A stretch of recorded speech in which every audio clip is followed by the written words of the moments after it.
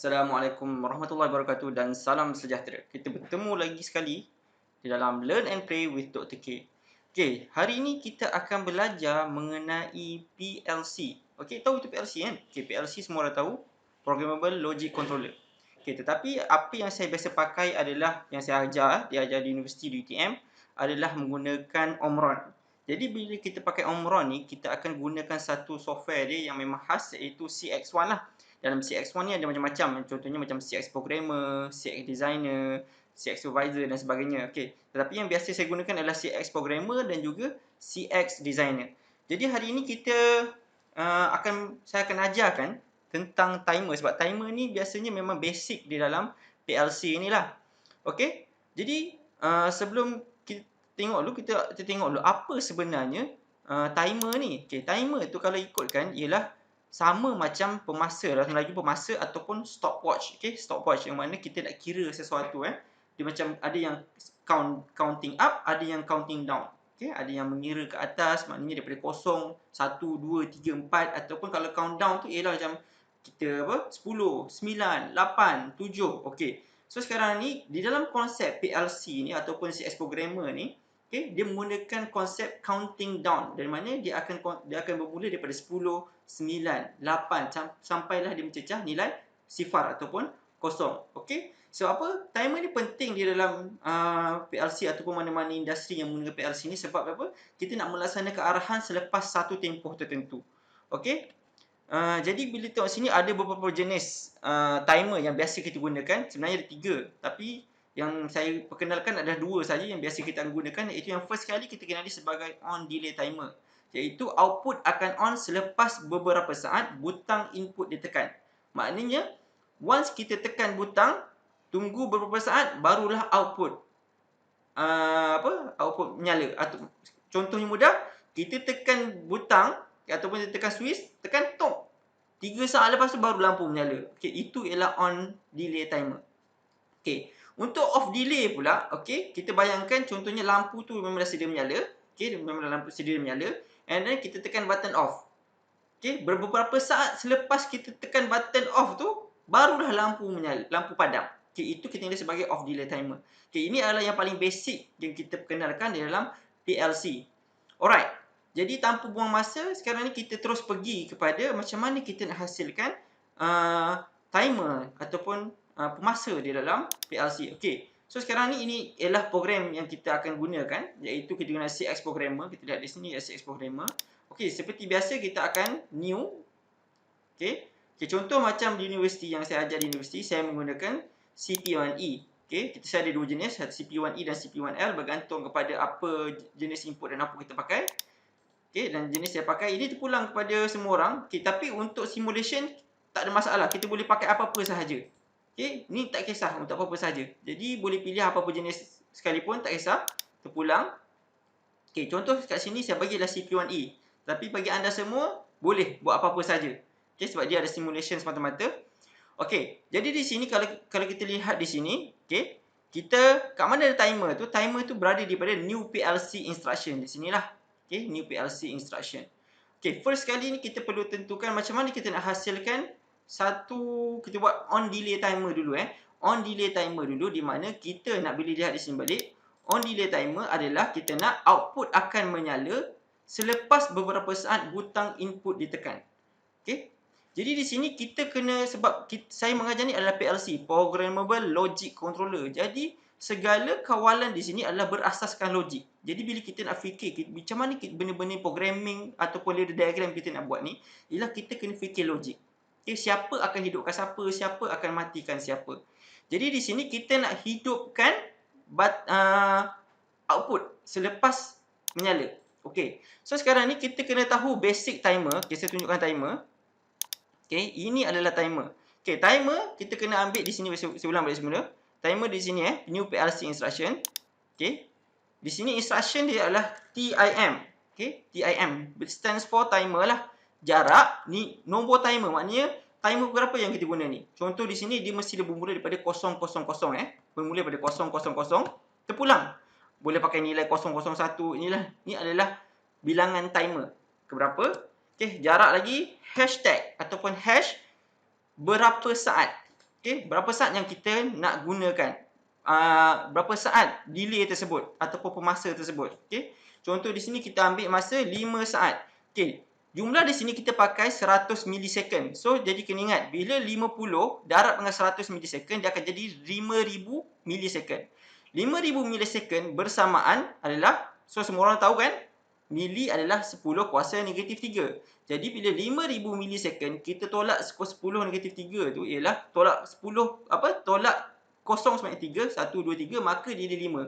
Maka 5000 milisecond bersamaan dengan 5 second. Jadi di sini, timer di sini, kita tekan OK. Okay, komen ni boleh letak, nak letak boleh, tak letak boleh. Okay, bila lihat di sini, okay, ini bermaksud 50 milisecond bermaksud 5 second. Maknanya timer ni akan menghasilkan countdown. Okay, ingat saya dah terangkan sebelum tadi, saya katakan ia adalah bersifat counting down ataupun countdown, di mana dia bermula daripada 5, 4, 3, 2, 1, 0 ataupun sifar. Barulah timer tersebut akan menyala. Okey. Okey, dan timer adalah sejenis output, maka kita tak boleh letak dia di hadapan. Okey. Ni adalah rang Ni adalah rang 0, rang 1. Okey. Kita tak boleh letak dia berada di depan. Dia mesti berada di belakang sebab dia adalah sejenis output. Dia tak boleh berada daripada kedudukan input. Okey, ni saya tunjuk contoh saja. Jadi, first kali kita hasilkan satu, macam mana nak buat on delay on delay. Maka first kali kita letak kita punya input. Okey, input ni kita boleh letak, maybe kita letak 0.00 dia punya alamat. Okey, sebab kita tahu alamat dia start bermula daripada 0. Okey. Dan dia punya sealamat dia adalah 00, maka tidak di situ. Ni nak letak komen boleh, tak letak pun boleh. So maybe saya letak start button. Okey, start. Okey, dan kemudian saya letak lagi satu, normally close. Okey, yang ni adalah nilai dia. Sama juga sebab dia ada sejenis input, maka alamat dia bermula daripada 0. Okey, pin ke berapa? 01. Dan ni saya letak sebagai stop button. Okey. Ni saya letak sebagai stop button. Jadi di sini, okey, nanti saya akan perkenalkan apa yang dimaksud dengan relay, sebab relay ni penting. Semua orang kena tahu. Kita kena tahu apa itu coil, apa itu contact. Di mana saya akan perkenalkan di dalam video saya yang lagi satu nanti. Okey. So kita akan masuk sekarang ni kita akan buat indirect connection. Sebab apa? Kita nak selamatkan kita punya litar daripada terbakar ataupun lebih current dan sebagainya. Maka biasanya kita akan masukkan daripada input terus masuk ke relay sebelum dia masuk kepada output. Jadi kita masuk kepada relay dulu. Okey. Saya suka buat macam ni lah, masuk ke relay baru masuk kepada tempat-tempat lain. Okey. Tapi terpulang pada cara masing-masing sebab semua orang ada cara yang berbeza. Ini adalah cara saya. Okey, contoh relay saya bagi alamat 4.00 dan saya ambil nilai dia K1 lah. K1 ni sebagai relay. Dan biasanya relay ni untuk yang first ni kita kena buat latching lah. Okey, latching ni saya perkenalkan nanti apa dia masukkan latching. Saya akan buat video yang lain.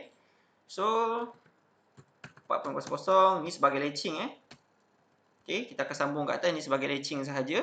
Okey, dan kemudian untuk di sini daripada ini adalah coil kita, coil relay, maka di sini adalah contact relay kita. Okey, sama juga nilai 400. So kita ada dua contact relay di sini. Yang pertama sebagai latching, yang ni adalah sambungan dia. Okey, dan baru kita masuk kepada kita punya timer. So TIM 000. Contoh kita ambil masa 5 saat, 50 lah. Okey, jadi rupa dia akan jadi macam ni. Okey. So sekarang ni kita tahu tadi bahawa kita nak di on delay. Maknanya selepas timer tersebut countdown, dah habis count, barulah output tersebut menyala. Jadi di sini secara automatik kita tahu bahawa output tersebut dihidupkan oleh siapa? Siapa yang hidupkan output tersebut? Adakah start button? Okey, adakah stop button? Adakah relay tersebut ataupun timer? Jadi bila kita fikir balik dia hanya dihidupkan selepas timer habis kira. Okey, maka secara automatik kita boleh fikir sendiri secara logik, maka timer tersebut yang akan hidupkan output tersebut. Jadi secara tak langsung kita dapat tahu, okey, maknanya di depan sini ini adalah contact bagi timer. Okey, timer pun ada contact dia sendiri, iaitu kita perlu letak T000, di mana T ni stands for timer lah. Dan alamat dia ke berapa. So timer yang 000 ni lah yang akan menghidupkan output kita nanti. So ini adalah kita punya contact timer. Dan teruslah kita masuk kepada kita punya output. Contoh output kita adalah 100. Sebab nilai ni bila kita tengok dekat CP1E model CP1E, dia ada dua alamat output. 100 dan juga 101. Jadi kita ambil nilai 100, point pin ni berapa? 00. Okey, ini sebagai output kita. Okey. Jadi apa? Saya nak terangkan macam mana timer ni berfungsi Okey, timer ni berfungsi dia sangat mudah sebab saya kata tadi di countdown.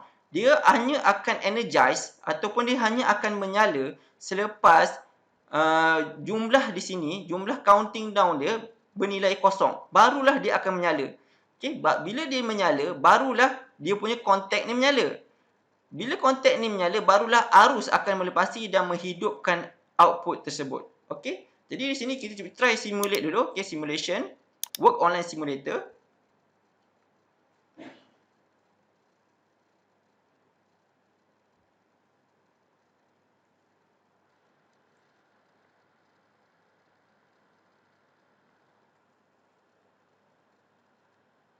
Okey. So, bila tengok sini, okey, arus semua telah bersedia di hadapan ni. Cuma, mereka dihalang oleh kontak yang normally open ni lah. Okey, normally open ni menghalang dari pengaliran arus. Okey, jadi apabila saya start di sini, saya start di sini, saya set, saya on. So, automatic dia akan start counting down. Bila dia start counting down, tetapi dia tak menyala lagi. Okey. So, sekarang bila dia dah mencapai nilai sifar ataupun kosong, barulah dia akan energize ataupun menyala. Okey, bila dia menyala, dia akan menyalakan ataupun energize dia punya kontak. So, secara automatik, dia akan arus akan mengalir, barulah output tersebut akan mengalir dan menghidupkan output ni lah. Okey, so bila kita set, saya off balik. Okey, saya set, saya on balik, maaf. Okey. Okey.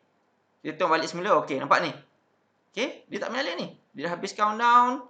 Okey, barulah dia akan menyala. So, di sini, bila saya cerita balik semula dalam penceritaan yang mudah. Okey. Di sini apabila kita tekan button. Okey. Set on dulu, off dulu. Okey. Okey. Bila saya off dulu. Okey, bila saya off Okey, so sekarang ni arus tak mengalir. Bila saya start button ni, saya set on. Maka arus akan mengalir di sinilah. Akan mengalir. Maka dia akan menghidupkan atau energize relay 4.00 ni. Apabila sini menyala, secara automatik dia punya kontak ni pun akan menyala. Maka latching ni akan berfungsi. Sini pun akan berfungsi. Maka arus akan boleh mengalir lah. Dia akan close down this connection. Menyala, pusing, dia akan terus. And then timer akan start counting down.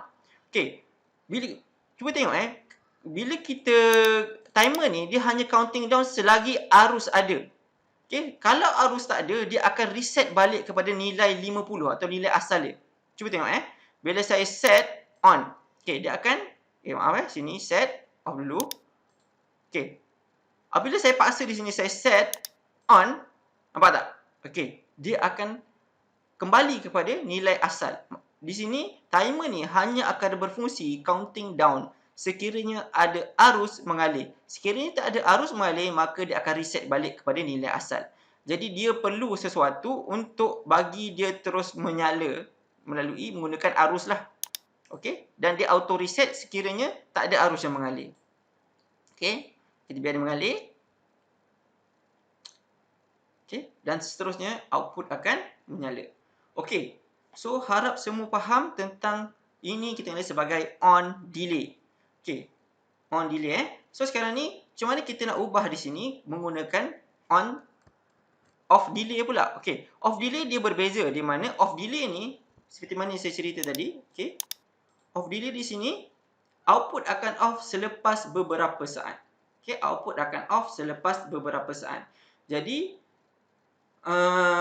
kita boleh fikir, dia hanya akan off selepas beberapa saat. Maka siapa yang akan offkan output tersebut? Siapa yang akan offkan output tersebut? Okey, yang offkan output tersebut adalah timer juga. Okey, dia akan offkan dia. Tetapi dalam masa sama, siapa yang akan onkan? Sebab saya nak di sini, dia bila kita tekan start button, output terus menyala. Okey, output terus menyala. Dan selepas beberapa saat, output akan terpadam. Maka kita secara logik kita boleh fikir, okey, so sekarang ni yang akan menghidupkan lampu tersebut adalah start button.